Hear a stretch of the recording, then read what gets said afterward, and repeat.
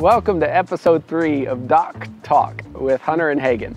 Today we're going to talk about the whole outlook for Central Texas waterfront real estate market, given the uncertainties in the general market right now.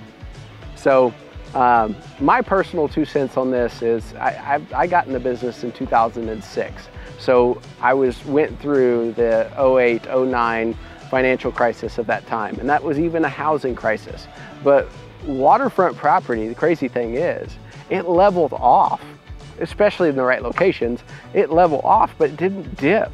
And then as soon as the market started coming back, or even showing a little bit of signs of coming back, waterfront property was the first to start rising in value, and at a much higher rate than non-waterfront property.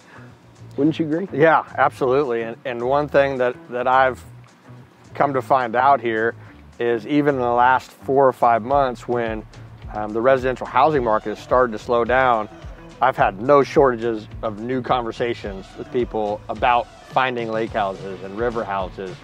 So there's still a lot of conversation from people who are out here looking, and extremely limited supply, like we always talk about. Mm-hmm. And so, you know, for every 3 people I talk to, 1 new property comes on the market.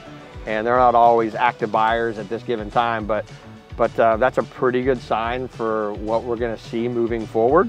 And I think people are maybe a little hesitant right now. A lot of people who are, you know, in their early 40s have never seen interest rates over 6%. And so it may take a couple months and things will kind of settle down. But again, just going back to waterfront property, I mean, it's really hard to go wrong in the right locations. Even if it costs you a little bit more money in interest right now, you're way better off buying now than you would be if you wait 3 years till the market turns around and the market's turned around, and it costs you $100,000 more for the same house. Oh, so more like $500,000.